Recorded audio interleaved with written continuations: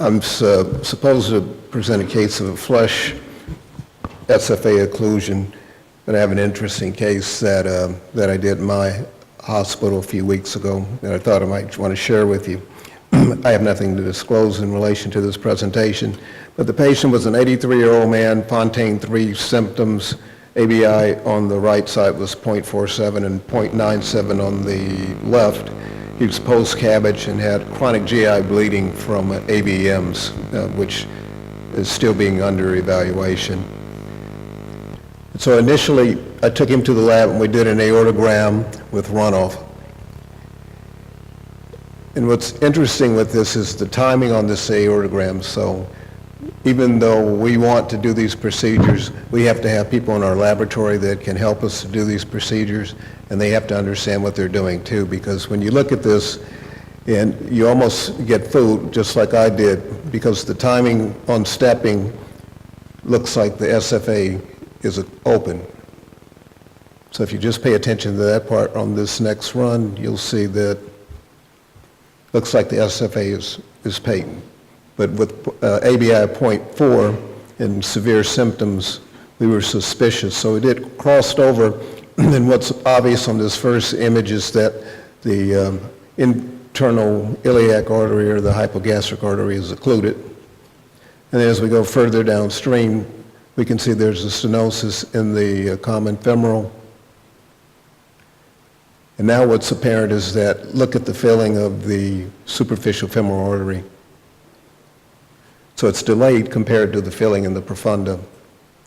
And so what you have to do is you have to do angulated views, and with these angulated views we see a couple of things. One, there's a stenosis in the profunda, and we also see that the superficial femoral artery is actually occluded.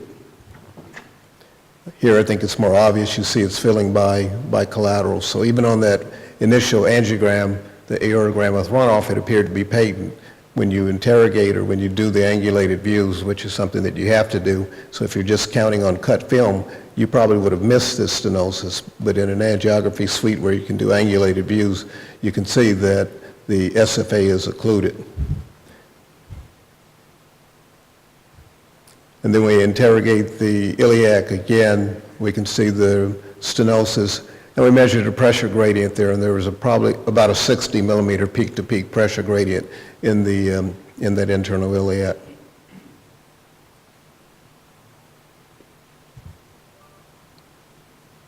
And we see in the common iliac to the external iliac, the internal iliac is not present. And now with the catheter, further into the right leg, you can see that the superficial femoral artery actually does not fill and fills via collateral circulation. So I referred this patient to surgery. Now, we as endovascular specialists think that we can do everything, so let's go ahead and try to do this in the suite ad hoc, as opposed to stopping and thinking about what we really should do, what's best for this patient. And that's what I would encourage you, that sometimes it's not good to try to finish the procedure in a single setting.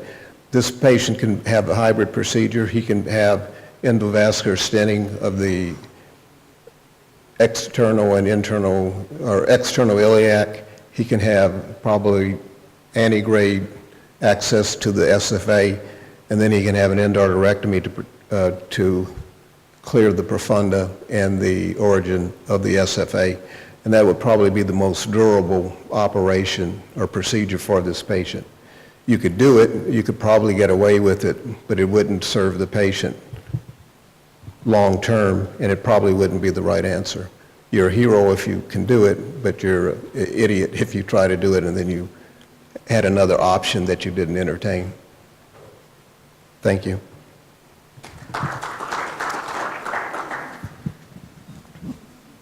Ty, this is somebody who probably is a good candidate for surgery for another reason too, because you could open the groin and fix that profunda, and if you don't do that and then you bypass them, there is a recognized scenario that's not very good because of the profunda stenosis, or being out like that and the SFA's out.